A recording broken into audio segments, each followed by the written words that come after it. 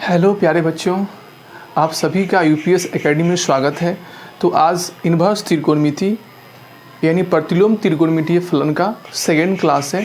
आज second class में हम आपको कुछ इम्पॉर्टेंट चीज़ें बताएंगे और वह इम्पॉर्टेंट चीज़ आपको आगे प्रतिलोम त्रिकोणमितीय फलन यानी इनवर्स त्रिकोणमितीय फलन को पढ़ने में क्या करेगा, बहुत ही सहायता करेगा। फिर इस इम्पॉर्टेंट डिस्कशन के बाद हम लोग क्या करेंगे, प्रतिलोम त्रिकोणमितीय फलन से जान पहचान करेंगे।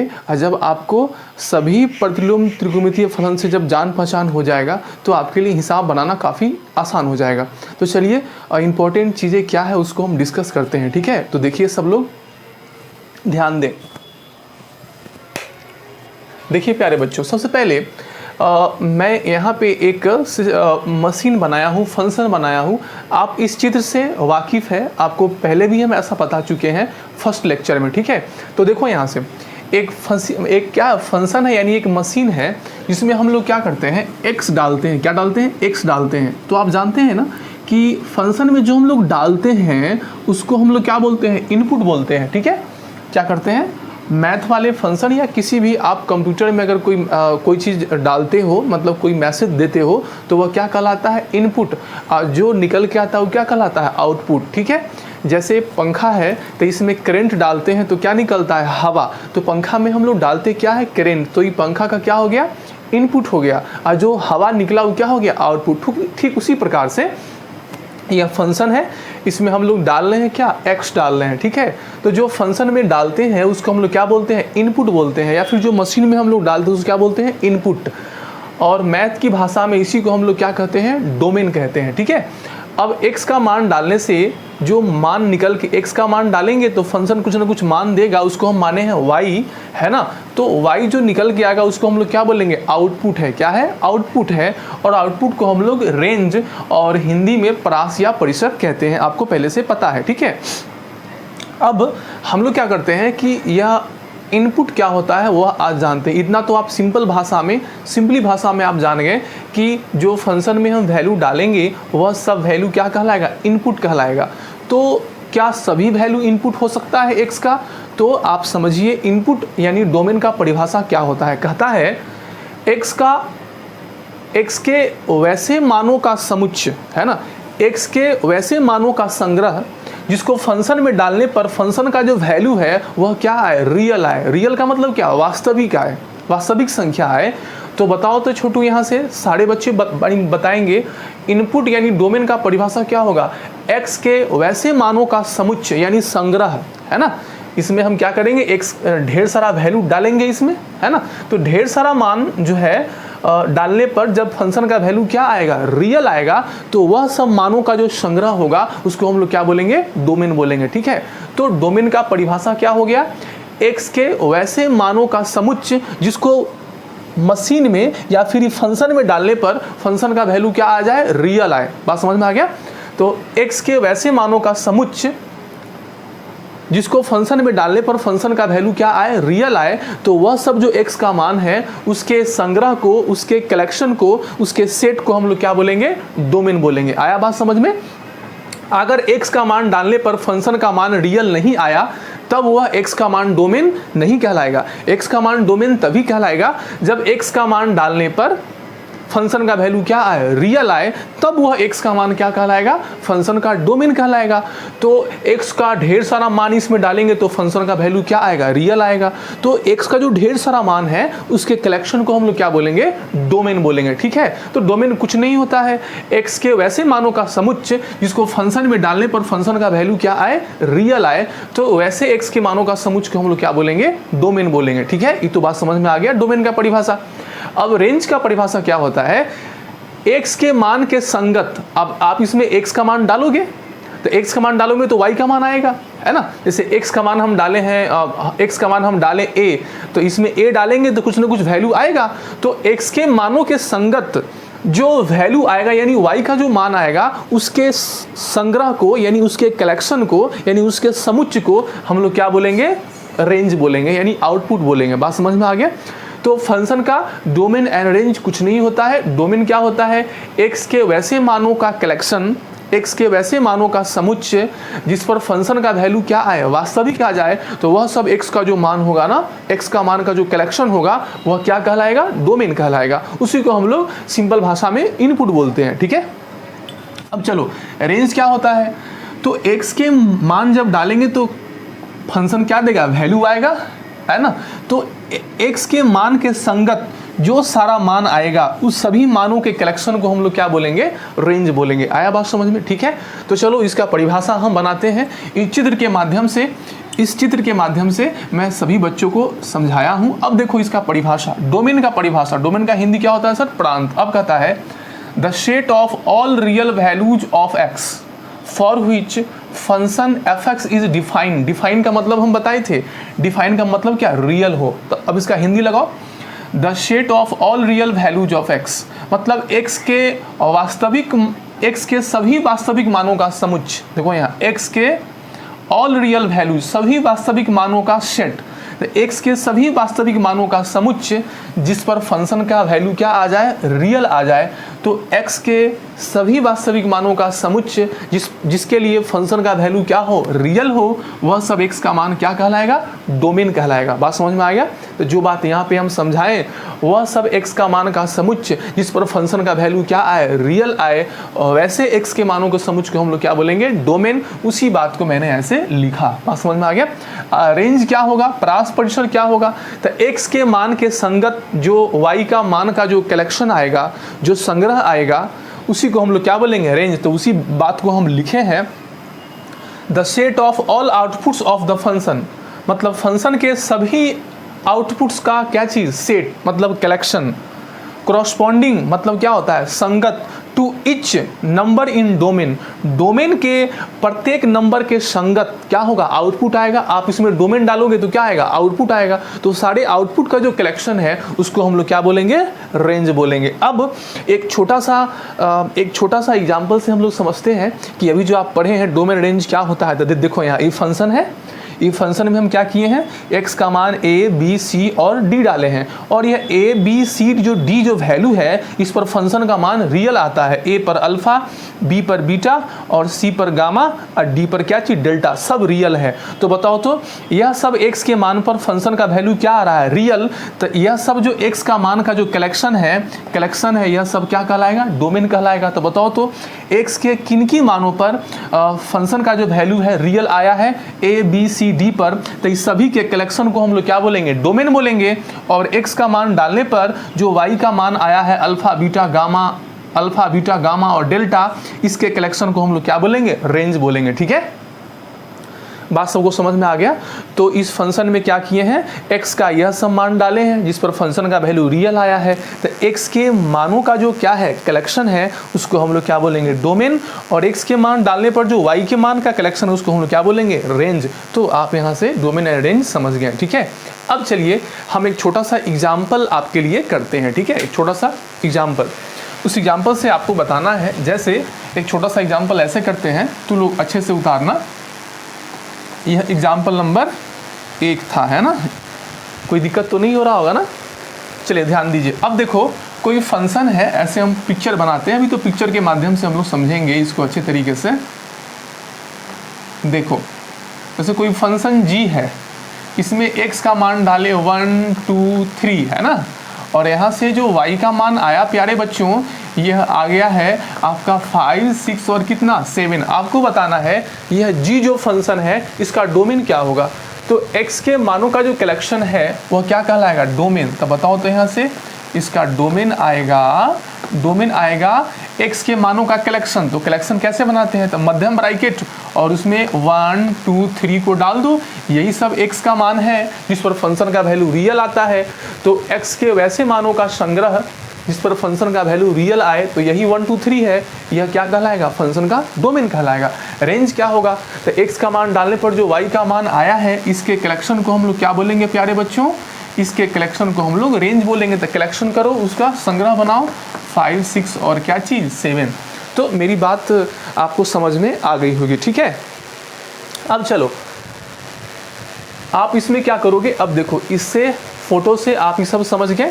थोड़ा डिस्कशन कर देते हैं इंडिपेंडेंट वेरिएबल और डिपेंडेंट वेरिएबल क्या होता है। अब देखो, जैसे डोमेन के लिए, डोमेन को सूचित करने के लिए हम लोग एक चर राशि यानी एक वेरिएबल x को सूचित किए हैं, है ना।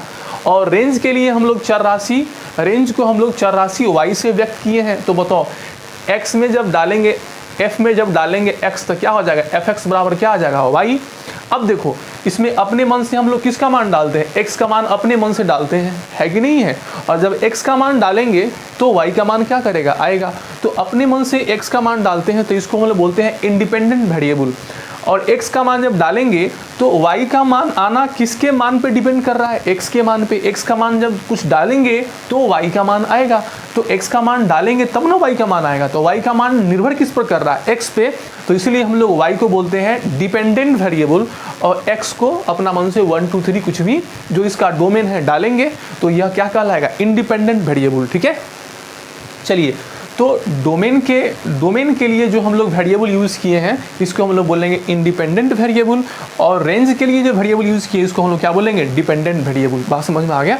अब चलो, एक तीसरी चीज़ है, आप समझ गए डोमेन, आप समझ गए रेंज। एक तीसरी चीज़ है increasing and decreasing function. Increasing का हिंदी होता है प्यारे बच्चों वर्धमान, तथा डिक्रीजिंग का हिंदी क्या होता है, ह्रासमान। बात समझ में आ गया। तो अब हम पढ़ेंगे इंक्रीजिंग और डिक्रीजिंग फंक्शन क्या होता है। तो बड़ा ही आसान है, कहता है किसी फंक्शन के ग्राफ में लेफ्ट टू राइट जाने पर ग्राफ ऊपर की ओर जाए तो फंक्शन क्या होगा, इंक्रीजिंग यानी वर्धमान होगा। देखो यहाँ इंक्रीजिंग का हिंदी वर्धमान, वर्धमान होगा। बात समझ में आया। तो किसी भी फंक्शन के ग्राफ में यदि हम किधर से, हमेशा बाएं से दाएं जाना है, दाएं से बाएं नहीं आना है। तो किसी भी फंक्शन के ग्राफ में यदि हम बाएं तरफ से यदि दाएं जाएं, अब फंक्शन का ग्राफ यदि ऊपर की ओर उठे तो वैसे फंक्शन को हम लोग बोलेंगे इंक्रीजिंग फंक्शन। अब कैसे, तो देखो यहाँ सुनो, देखो तो x का मान है तो x का मान मिलाएंगे तो y का मान यहाँ आएगा, फिर x का मान यहाँ तो फिर y का मान यहाँ। तो देखो तो जैसे जैसे आगे बढ़ते हैं, पहले x का मान यहाँ था, आगे बढ़े तो फिर y का मान यहाँ आ गया, फिर आगे बढ़े यहाँ आ गया, फिर यहाँ आए तो y का मान यहाँ आ गया, फिर यहाँ आए तो y का मान कहाँ गया, यहाँ। तो आपने क्या देखा, जैसे जैसे आप बाएं तरफ जा रहे हैं फंक्शन का ग्राफ ऊपर की ओर क्या कर रहा है, उठते चला जा रहा है। तो ऐसे फंक्शन को हम लोग बोलेंगे इंक्रीजिंग फंक्शन, हिंदी में क्या बोलेंगे, वर्धमान फलन। ठीक है। इसके विपरीत यदि किसी फंक्शन के ग्राफ में बाएं से दाएं जाने पर, बाएं से दाएं जाने पर यदि ग्राफ नीचे की ओर क्या करे, जाए, नीचे की ओर फॉल करे, गिरे, तो वैसे फंक्शन को हम लोग बोलेंगे ह्रासमान फलन। क्या बोलेंगे, वैसे फंक्शन को हम लोग बोलेंगे ह्रासमान फलन। तो आपने यहाँ से समझ गए कि सर वर्धमान फलन और ह्रासमान फलन क्या होता है, आपको समझ में आया। तो यदि किसी फंक्शन के ग्राफ में हम बाएं से दाएं जाएं, बाएं से दाएं जाने पर यदि फंक्शन का ग्राफ ऊपर की ओर उठे तो वैसे फंक्शन को हम लोग बोलेंगे इंक्रीजिंग फंक्शन। और यदि किसी फंक्शन ग्राफ में बाएं से दाएं जाने पर, है ना, बाएं से दाएं जाने पर अगर ग्राफ नीचे की ओर जाए तो वैसे फंक्शन को हम बोलेंगे ह्रासमान फलन। वो कैसे, तो देखो यहाँ अभी यहाँ है तो ग्राफ यहाँ उठा हुआ है, यहाँ है तो ग्राफ नीचे हो गया, यहाँ है और नीचे, यहाँ है और नीचे, है ना। तो जैसे ही हम बाएं से दाएं जा रहे हैं तो ग्राफ नीचे की ओर क्या कर रहा है, जा रहा है। तो यह फंक्शन क्या कहलाएगा, डिक्रीजिंग फंक्शन, यानी इसको हम लोग बोलेंगे ह्रासमान फलन। क्या बोलेंगे बच्चों, इसको हम लोग बोलेंगे ह्रासमान फलन। आ रहा बात समझ में, क्लियर है। तो बताओ लास्ट वाला हम लोग एक बार रिवीजन कर लेते हैं। सर इंक्रीजिंग फंक्शन क्या होता है, तो किसी फंक्शन के ग्राफ में यदि बाएं से दाएं जाने पर फंक्शन का ग्राफ ऊपर की ओर उठे तो वैसे फंक्शन को हम लोग बोलते हैं इंक्रीजिंग फंक्शन। और बाएं से दाएं जाने पर यदि ग्राफ नीचे की ओर आए तो वैसे फंक्शन को हम लोग बोलते हैं डिक्रीजिंग फंक्शन, यानी क्या चीज़, ह्रासमान फलन। आप ऐसे भी कह सकते हो कि यदि x का मान बढ़ाने पर, अब देखो ना बाएं से दाएं जाएंगे तो x का मान क्या होता है, बढ़ेगा, 0 1 2 3। जब x का मान बढ़ेगा तो y का मान भी क्या कर रहा है, बढ़ रहा है। तो यदि x का मान बढ़ने पर y का मान क्या करे, बढ़े, तो वैसे फंक्शन को हम लोग बोलेंगे इंक्रीजिंग फंक्शन। और x का मान बढ़ाने पर y का मान क्या हो रहा है, घट रहा है, तो वैसे फंक्शन को हम लोग क्या बोलेंगे, डिक्रीजिंग फंक्शन। तो आपको उम्मीद करते हैं कि आपको डोमेन, आपको रेंज और इंक्रीजिंग डिक्रीजिंग फंक्शन समझ में आ गया होगा। हम लोग क्या करेंगे अभी, इसके बाद प्रतिलोम त्रिकोणमितीय फलन से हम लोग मिलजुल कर जान पहचान करेंगे, क्योंकि प्रतिलोम त्रिकोणमितीय फलन से यदि आपको जान पहचान हो गया तो यह चैप्टर ही है उस पर आधारित, तो पूरे जो क्वेश्चंस है आपको आसानी से बनेगा। तो चलिए अब हम क्या पढ़ने वाले, प्रतिलोम त्रिकोणमितीय फलन कै गो होता है, 6 गो होता है। Sine inverse, cos inverse, tan inverse, cosec inverse, sec inverse और कॉट इनवर्स। तो 6 गो प्रतिलोम त्रिकोणमितीय फलन है, 6 का हम क्या करेंगे, हम लोग एक साथ मिलकर जान पहचान करेंगे। पहले आप क्या करो, इतना को अच्छे से उतार लो, साफ साफ उतारिए, ठीक है, इतना बहुत ज़रूरी है। जल्दी से उतारिए तो फटाक से।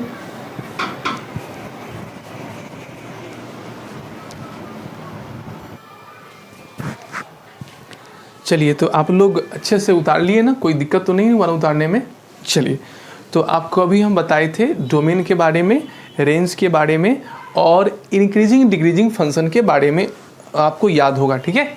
अब चलिए अब हम लोग क्या करते हैं, प्रतिलोम त्रिकोणमितीय फलन से जान पहचान करते हैं। तो सबसे पहले कौन है, y बराबर साइन इनवर्स x, ठीक है। तो देखो यहाँ से अच्छे से समझिए, तो परिभाषा y बराबर साइन इनवर्स x को हम लोग कैसे परिभाषित करेंगे, है ना। परिभाषा फर्स्ट का y बराबर किसका, साइन इनवर्स x का, है ना। परिभाषा का इंग्लिश क्या होता है, डेफिनेशन। डेफिनेशन करने वाले किसका, चलो देखिए तो यहाँ सारे बच्चे ध्यान दें, y बराबर साइन इनवर्स x, है ना। y बराबर क्या चीज़, साइन इनवर्स x। अब हमको जानना है, आपको पता है कि यह फंक्शन है तो इसका डोमेन होगा और क्या होगा, रेंज होगा। सभी फंक्शन का अपना अपना क्या होता है, डोमेन होता है और क्या होता है, रेंज होता है, ठीक है। सभी फंक्शन का प्यारे बच्चों क्या होता है, अपना अपना डोमेन होता है, जिसे रेंज होता है। जैसे बाइक आप चलाते हो तो बाइक में कौन सा तेल डालते हो, पेट्रोल। पेट्रोल के अलावा और कोई चीज़ अगर डालोगे तो वो नहीं चलेगा। तो मोटरसाइकिल का जो क्या हो गया, डोमेन हो गया, वह क्या हो गया, पेट्रोल। और वह डाल के जब स्टार्ट करते हैं तो वह दूरी तय करता है। बात समझ में आया। पंखा है तो इसका क्या डालने पर ही चलेगा, तो करंट डालने पर चलेगा, तो करंट इसका डोमेन हो गया। हवा क्या हो गया, इसका रेंज हो गया। तो ठीक उसी प्रकार से अलग अलग फंक्शन का अपना डोमेन होता है, अपना रेंज होता है, उसका अपना ग्राफ होगा, ठीक है। चलिए तो y बराबर साइन इनवर्स x का हम पिक्चर पहले समझाते हैं कि इसका डोमेन है, रेंज क्या होगा। तो आप क्या करो, यहाँ से एक फोटो से समझो।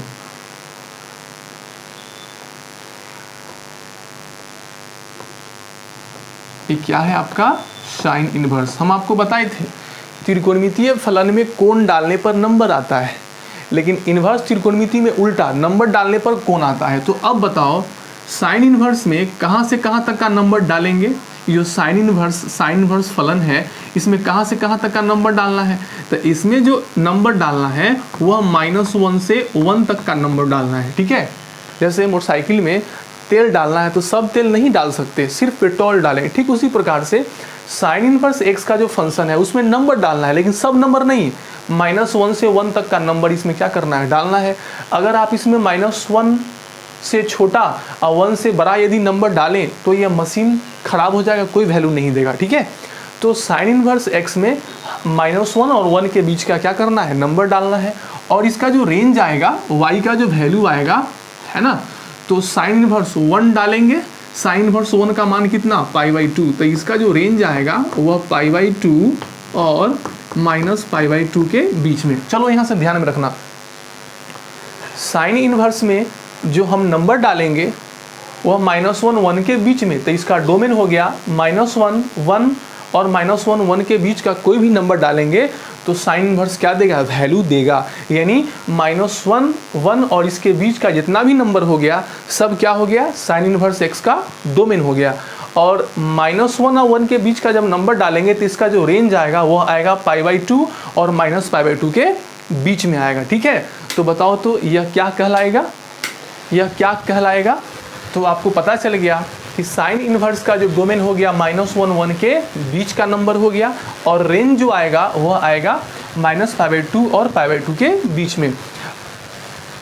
साइन इनवर्स x का जो प्यारे बच्चों वैल्यू है वह कभी π/2 से बड़ा नहीं आएगा और -π/2 से छोटा नहीं आएगा, हमेशा आएगा तो -π/2 आएगा या π/2 आएगा या इसके बीच में आएगा, है ना। इससे बड़ा नहीं आएगा, इससे छोटा नहीं आएगा, ठीक है।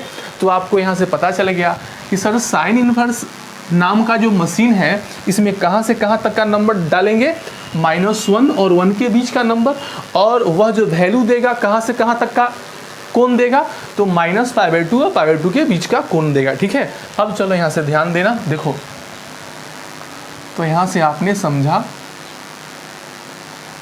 देखिए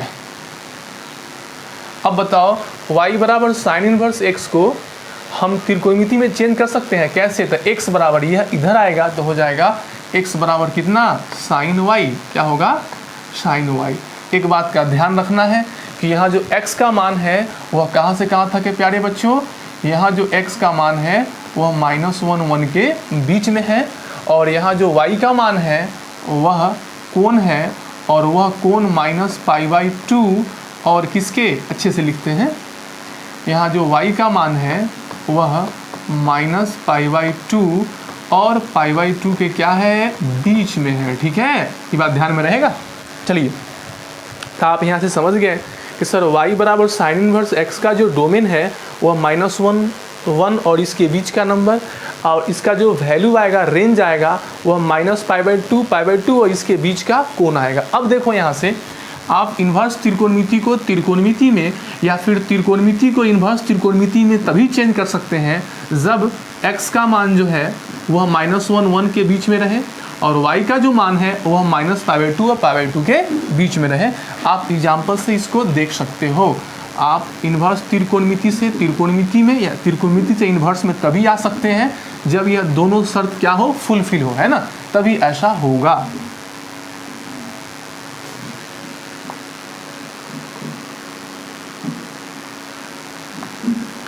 अब हम इस पे कुछ एग्जाम्पल करते हैं, जैसे देखो एक एग्जाम्पल ऐसे करते हैं हम लोग, देखना, देखिए जैसे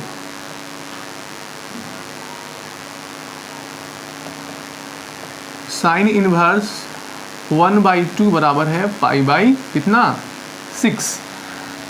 अब देखो यह वाला जो नंबर है -1 1 के बीच में है, हाँ है, π/6 -90 90 के बीच में है, हाँ है। तब आप इसको लिख सकते हैं, क्या चीज़, आप इसको लिख सकते हैं ऐसे, यह इधर आ जाएगा तो आ जाएगा 1/2 बराबर कितना, साइन कितना π/6। बात समझ में आया कि नहीं आया।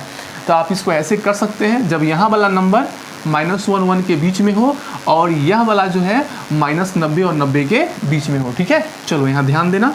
अब एग्जाम्पल नंबर 2 ध्यान दिया जाए। अब देखिए ऐसे, अब बोलना साइन π/3 बराबर कितना, √3/2। अब देखो यह त्रिकोणमिति को इन्वर्स त्रिकोणमिति में क्या करना है, चेंज करना है। यह क्या है, त्रिकोणमिति है, इसको चेंज करना है इन्वर्स त्रिकोणमिति में। तो आप अभी देखे हैं हम त्रिकोणमिति को इन्वर्स त्रिकोणमिति में तभी चेंज कर सकते हैं जब यहाँ वाला यह कोण -90 और 90 के बीच में हो। तो देखो तो यह वाला कोण -90 90 के बीच में है, और यह वाला जो नंबर है वह -1 1 के बीच में है। तब आप इसको लिख सकते हो ऐसे, कैसे बताओ जल्दी से। आप इसको लिख सकते हैं π/3 बराबर कितना, साइन इनवर्स कितना, √3/2। आया बात समझ में ना, ठीक है। जब यह दोनों शर्त होगा तब हम त्रिकोणमिति से इन्वर्स में, इन्वर्स से त्रिकोणमिति में चेंज कर सकते हैं। अब देखो एग्जाम्पल से और स्पष्ट करते हैं, देखना इधर देखो, जैसे साइन 2π/3 बराबर होता है √3/2। अब देखो तो क्या हम इस त्रिकोणमिति को इन्वर्स त्रिकोणमिति में चेंज कर सकते हैं, बोलो कर सकते हैं कि नहीं। तो पहले मिलाओ, यह वाला जो कोण है वो -90 और 90 के बीच में होना चाहिए। अब बताओ यह तो कितना है, π/3 का मतलब 60 और 60 दूना 120। यहाँ कोण क्या है, π/2 मतलब 90 या 90 से छोटा होना चाहिए। यह क्या है, 90 से ज़्यादा है। तो साइन त्रिकोणमिति को इन्वर्स त्रिकोणमिति में तभी चेंज कर सकते हैं जब उसका जो कोण है वह -90 और 90 के बीच में हो या उसके बराबर हो, उससे बड़ा नहीं होना चाहिए। तो यह जो कोण है क्या है, 90 से बड़ा है। अगर कोई बच्चा इसको ऐसे करता है, इसको इन्वर्स त्रिकोणमिति में चेंज करता है, कैसे, 2π/3 बराबर कितना, साइन इनवर्स √3/2। तो बताओ तो यह क्या हो जाएगा, गलत हो जाएगा। क्यों? क्योंकि यह वाला इनवर्स त्रिकोणमिति से इनवर्स त्रिकोणमिति तभी चेंज होगा जब यहाँ वाला कोण क्या हो, 90 और -90 के बीच में हो। यह 90 से क्या है, ज़्यादा है। इसको त्रिकोणमिति को इनवर्स में नहीं चेंज कर सकते हैं, है ना। ऐसा क्यों नहीं कर सकते हैं? तो चूंकि 2π/3 जो है वह -π/2 है ना, तथा बताओ, तथा π/2 के बीच में नहीं है, के बीच नहीं है, के बीच नहीं है। क्या ये सबको बात समझ में आ गया? कोई दिक्कत नहीं है। चलिए, तो जब ये सारी बातें आप क्या कर गए, समझ गए, तो हम लोग क्या करने वाले हैं, आप जान गए कि y बराबर साइन इनवर्स x का जो डोमेन होता है, इसमें जो x का मान डालेंगे कहाँ से कहाँ तक का नंबर, -1 और 1 के बीच का नंबर, और इसका जो वैल्यू निकल के आएगा कहाँ से कहाँ तक का कोण आएगा, -90 और +90 और उसके बीच में आएगा। ठीक है, तो आप उस पर एग्जाम्पल देखें। आपने देखा कि त्रिकोणमिति को इन्वर्स में तभी चेंज कर सकते हैं जब यह वाला कोण -90 90 के बीच में हो और यह वाला जो नंबर है यह -1 1 के बीच में होना चाहिए। ठीक है, तो आप इसको क्या करो, अच्छे से उतारो, फिर हम आगे बताते हैं आपको। जल्दी से उतारिए, फटाफट जल्दी से उतार लीजिए। चलिए, अब हम बताएंगे y बराबर साइन इनवर्स x का डोमेन याद हो गया, रेंज याद हो गया। अब हम बताएंगे इसका ग्राफ। क्या बताएंगे? ग्राफ कैसा होगा। ठीक है, देखिए अब इसका ग्राफ कैसा होगा, देखिए। तो अब हम पढ़ने वाले हैं इसका ग्राफ पढ़ने वाले। क्या पढ़ने वाले? ग्राफ पढ़ने वाले।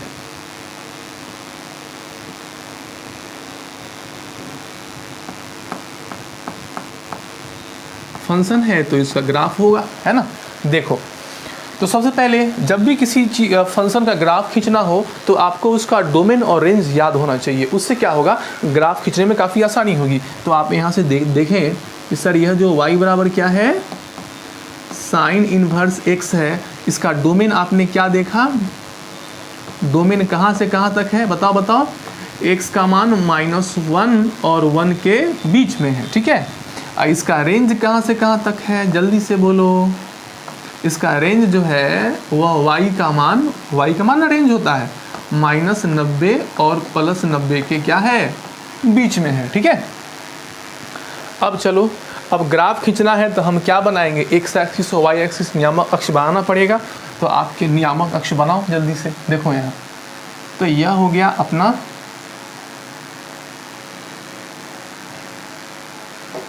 यह हो गया y एक्सिस, यह हो गया क्या चीज़, x एक्सिस। यह मूल बिंदु, यह हो गया x एक्सिस, यह क्या हो गया, y एक्सिस। ठीक है, चलो अब आप लोग 10वां क्लास में सरल रेखा का ग्राफ खींचे थे तो आपको याद है समीकरण दिया रहता था और आप x का मान डालते थे, y का मान ज्ञात करते थे। यहाँ भी हम लोग ऐसा ही करेंगे। तो उससे पहले क्या करो, कुछ बाउंड्री बना लो। अब देखो x का मान कहाँ से कहाँ तक होना चाहिए, 1 और -1 के बीच में। तो बताओ तो x का मान x एक्सिस पर होगा, 1 कहाँ होगा, यहाँ दर्शा लेते हैं, यहाँ 1 होगा, यहाँ 1 होगा, और इतना ही दूरी पर पीछे क्या होगा, -1 होगा, यहाँ है ना, यहाँ क्या हो गया, -1। अब चलो, ये जो बाउंड्री है x का मान -1 और 1 के बीच में, तो 1 पे आप एक बाउंड्री बना लो। ऐसे 1 पे क्या बना लो, बाउंड्री। ग्राफ इससे आगे नहीं जाना चाहिए। आप जानते हैं ना कि x का मान -1 1 के बीच में है, तो इसका जो ग्राफ है वह 1 के आगे नहीं जाना चाहिए, क्योंकि इसका जो डोमेन है कहाँ से है, 1 तक ही है। तो आप क्या करो, 1 पे बाउंड्री बना लो। 1 पे क्या करो, बाउंड्री बना लो। बाउंड्री ऐसे y अक्ष के पैरेलल यानी x अक्ष पर लंब एक रेखा खींच के क्या बना लो, बाउंड्री। बाउंड्री से क्या होगा कि इससे आगे इसके फोटो को नहीं ले जाना है। ठीक है, चलो यहाँ भी -1 पर क्या बना लो, बाउंड्री। इसके आगे इसका फोटो, इसके पीछे फोटो नहीं जाना है। ठीक है, अब चलो यह हो गया, बाउंड्री बन गया, इससे आगे नहीं जाएगा, इससे पीछे नहीं आएगा। अब चलो y का मान -90 +90 के बीच में, तो y का मान π/2 यानी 90 यहाँ पे आएगा y एक्सिस पे, यहाँ पे y का मान कितना π/2। अब इसका जो y का जो वैल्यू है वह इससे ऊपर नहीं जाना चाहिए। यहाँ भी क्या बना लो, बाउंड्री। यहाँ भी क्या बना लीजिए, बाउंड्री हो गया ऐसे। फिर -π/2 ठीक उतना ही नीचे, तो नाप लेंगे ऐसे, ठीक इतना ही नीचे। यहाँ भी क्या बना लो, -π/2। यहाँ भी हम लोग क्या बना लेंगे, बाउंड्री। अब देखो यहाँ से y बराबर साइन इनवर्स का जो फोटो होगा ना, इसी के बीच में होगा। क्या है, इससे आगे नहीं जाएगा, इससे पीछे नहीं जाएगा, इससे ऊपर नहीं जाएगा, इससे नीचे नहीं जाएगा, इसी में बीच में होगा। वो कैसे होगा, तो हम लोग क्या करेंगे, 10वां क्लास का तरीका हम लोग लगाएंगे। x का मान डाल के क्या करना, y का मान ज्ञात करना। तो बताओ यहाँ से, यहाँ पे x का मान डालेंगे, यहाँ पे क्या आएगा, y का मान आएगा। चलो अब देखो, इसमें x का मान डालो 0, तो साइन इनवर्स 0 का मान क्या आएगा, आपको पता है। x का मान डालो 0, तो साइन इनवर्स 0 कितना होगा, 0 होगा। ठीक है, आया बात समझ में। फिर आप इसमें x का मान डालिए कितना, 1/2। तो x का मान जब डालेंगे 1/2, तो साइन इनवर्स 1/2 कितना, π/6 आएगा। ठीक है, फिर इसमें x का मान डालो कितना, 1 डालो। तो x का मान जब इसमें 1 डालेंगे प्यारे बच्चों, कितना आएगा, π/2 आएगा। फिर निगेटिव मान डालो, इसमें x का मान डालो -1/2। तो -1/2 डालेंगे तो वैल्यू आएगा -π/ कितना, 6। और इसमें x का मान डालो आप -1, तो इसका वैल्यू आएगा -π/2, है ना। अब यह सब वैल्यू को यहाँ पे मिलाओ। चलो x का मान 0, तो y का मान 0 यहाँ आया, है ना। x का मान 1/2, तो कितना, π/6। तो x का मान हाफ, तो क्या आएगा, π/2 यहाँ। x का मान डाले हैं कितना, हाफ, तो यह आएगा π/6, मिलाना है। फिर x का मान 1 डाले हैं, तो x का मान 1, y का मान कितना, π/2। यहाँ देखो ना, x का मान 1, x में 1 चलना है, और y में कितना, π/2। तो यह वाला वैल्यू आ गया कितना, 1 और π/2। ठीक है, चलो फिर x का मान -1/2, यानी यहाँ ठीक बीच में, है ना। तो यहाँ आएगा आपका, x का मान डालेंगे -1/2, तो यह वाला बिंदु आएगा। x का मान डालेंगे -1, तो ये आएगा -π/2, -π/2। ठीक है, अब आप क्या करो, यह सब बिंदु को मिलाओ, जैसे आप 10वां क्लास में करते थे, मिलाने से ग्राफ बनता था। अब बिंदु को मिलाइए, देखो यहाँ ऐसे बनेगा, ऐसे मिलाना है, थोड़ा सा नीचे लाकर, है ना। इसको ऐसे मिलाना है, देखिए, है ना, ऐसे मिलाना है। ठीक है, चलो अब देखो, x और y के मान को जब लिख कर जब बिंदु को मिलाएं, तो यह फोटो बन के क्या हो गया, तैयार हो गया। और यही फोटो जो है, यह वाला फोटो किसका हो गया, y बराबर किसका, साइन इनवर्स x का। अब देखो, साइन इनवर्स का जो फोटो है, क्या 1 से बाहर गया, नहीं। -1 से पीछे आया, नहीं। इससे ऊपर गया, नहीं। इससे नीचे आया, नहीं। इसका जो ग्राफ है वह -1, 1 के बीच में है, और इसका जो रेंज है π/2 और -π/2 के बीच में है। आया बात समझ में। तो यह फोटो किसका हो गया, बोलो जरा। यह जो पिक्चर हो गया, y बराबर साइन इनवर्स x का फोटो हो गया। आप इसको क्या करो, अच्छे से उतार लो। अब बताओ, आपको डोमेन रेंज ग्राफ तो याद हो गया। अब बताओ, यह जो y बराबर साइन इनवर्स x का जो ग्राफ है, बाएं से दाएं जाने पर बताओ तो क्या हो रहा है, ऊपर जा रहा है कि नीचे आ रहा है। तो बाएं से दाएं जब बढ़ रहे हैं तो इसका ग्राफ ऊपर जा रहा है, ऊपर जा रहा है। तो बताओ, तो y बराबर साइन इनवर्स x कैसा फंक्शन होगा, वर्धमान होगा कि ह्रासमान होगा। तो यदि किसी फंक्शन का ग्राफ बाएं से दाएं जाने पर ऊपर जाए, तो वह फंक्शन क्या होता है, इंक्रीजिंग होता है। तो y बराबर साइन इनवर्स x का जो ग्राफ है, वह बाएं से दाएं जाने पर कहाँ जा रहा है, ऊपर जा रहा है। यानी इसका नेचर कैसा होगा, इसका जो नेचर होगा प्यारे बच्चों, इसका जो नेचर होगा वह कैसा होगा, इंक्रीजिंग होगा। ग्राफ का जो नेचर होगा वह क्या होगा, इंक्रीजिंग होगा। क्या होगा, इंक्रीजिंग। यह इंक्रीजिंग फंक्शन होगा। अगर इसको हम हिंदी में बोलें तो कौन सा, वर्धमान फलन होगा। क्या होगा, वर्धमान फलन, वर्धमान फलन होगा। क्यों, क्योंकि y बराबर साइन इनवर्स का जो ग्राफ है, बाएं से दाएं जाने पर कहाँ जाता है, ऊपर जाता है। यानी ऐसे फंक्शन को हम लोग बोलते हैं वर्धमान फलन। ठीक है, तो आप क्या करो, यहाँ से उतारो, डोमेन एंड रेंज याद करो। अब यहाँ से आप इस सब को उतारो, फिर हम एक बात बताते हैं, जल्दी से उतारिए, फटाक से उतारिए। तो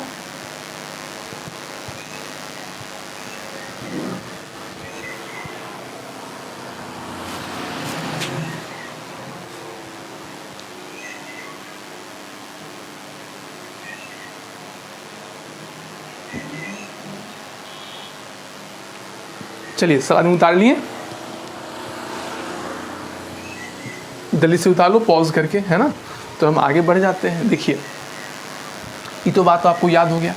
अब देखो तो y बराबर साइन इनवर्स x जो कोण देता है वह कोण कहाँ से कहाँ तक देता है, -π/2 और π/2 के बीच में। तो आप इसके नीचे लिख सकते हो, वैसे इसको मिटा देते हैं कि सर साइन इनवर्स x क्या देता है, कोण देता है, ऐसा कोण जो -π/2 के -π/2 और π/2 के बीच में हो, ठीक है।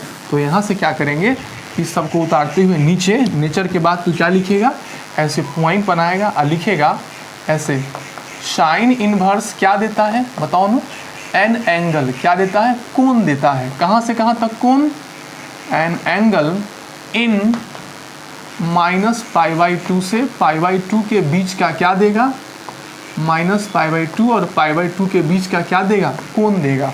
तो एन एंगल इन -π/2 π/2 ऐसा कोण जिसका साइन, हुज साइन इज क्या होगा, हुज साइन इज x। बात समझ में आया।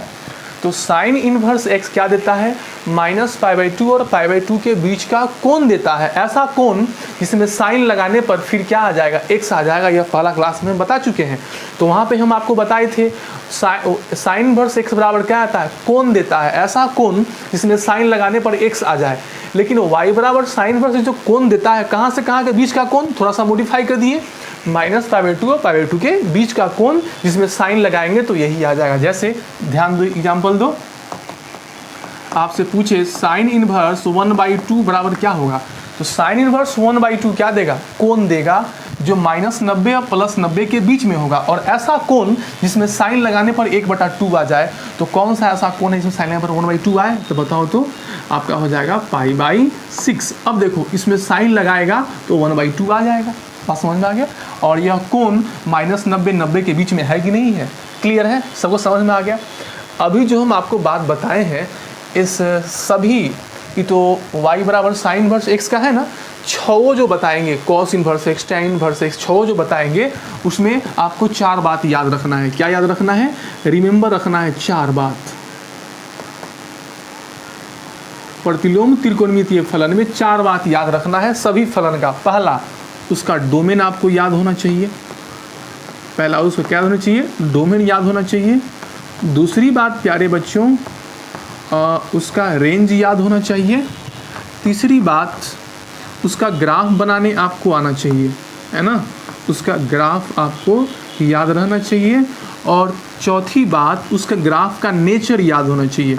ग्राफ का नेचर याद हो, मतलब इंक्रीजिंग है कि डिक्रीजिंग है, यह बहुत फ़ायदेमंद है। ग्राफ का नेचर याद होना चाहिए, ग्राफ का नेचर याद रखना, याद होना चाहिए, ठीक है। तो अभी जितना भी प्रतिलोम त्रिकोणमितीय फलन आगे पढ़ेंगे उसका डोमेन, रेंज, ग्राफ और ग्राफ का नेचर याद रखना है। यह सारी बातें आप अच्छे से उतार लीजिए। तो जल्दी से उतारो, तो यह 4 बातें याद रहेगा। जैसे हम पूछें आपसे कि बताओ y बराबर साइन इनवर्स का डोमेन कितना, तो कहिएगा -1 1 के बीच में। इसका रेंज कितना, तो रेंज कहिएगा -π/2 और π/2 के बीच में। इसका ग्राफ कैसा होगा, तो ग्राफ फटाफट खींच लेंगे, आपको पता है। देखो यहाँ 1 और π/2, तो यहाँ होगा 1, यहाँ होगा -1, देखो यहाँ होगा 1 पे कितना, π/2, ये होगा आपका -1 पे -π/2। ग्राफ मिला देना है, यहाँ से ऐसे और यहाँ से ऐसे नीचे। यह क्या हो गया, ग्राफ बन के तैयार हो गया। अब यहाँ से चौथी बात, ग्राफ का नेचर क्या है, तो ग्राफ का जो नेचर है, ग्राफ का जो नेचर है वह है इंक्रीजिंग। बात समझ में आया। तो उसी प्रकार से कॉस इनवर्स x भी रहेगा। तो 4 बातें आपको याद रखना है फटाफट, ठीक है। तो आप इसको क्या करो, उतार लो जल्दी से फटाफट, है कि नहीं। तो आज के क्लास में इतना ही रहने दीजिए। अगला क्लास में हम क्या करेंगे, जैसे साइन इनवर्स x को क्या किए हैं, उसका डेफिनेशन को लिखें, उस पर एग्जाम्पल कराएं, उसका ग्राफ खींचे, उसका ग्राफ का नेचर लिखें, उसके बाद यह वाला पॉइंट बनाएं। ठीक उसी प्रकार से हम अगले क्लास में कॉस इन्वर्स के बारे में क्या करेंगे, उसको परिभाषित करेंगे, उसका डोमेन है क्या है वह जानेंगे, उसका ग्राफ जानेंगे, उस ग्राफ के नेचर को जानेंगे और इस प्रकार से इस पॉइंट के बारे में जानेंगे। ठीक है, तो हम लोग मिलते हैं फिर अगला क्लास में। इतना बात को ध्यान में रखिए, अगला क्लास बड़ा इंपॉर्टेंट होने वाला है। Okay, take care, good night, bye bye.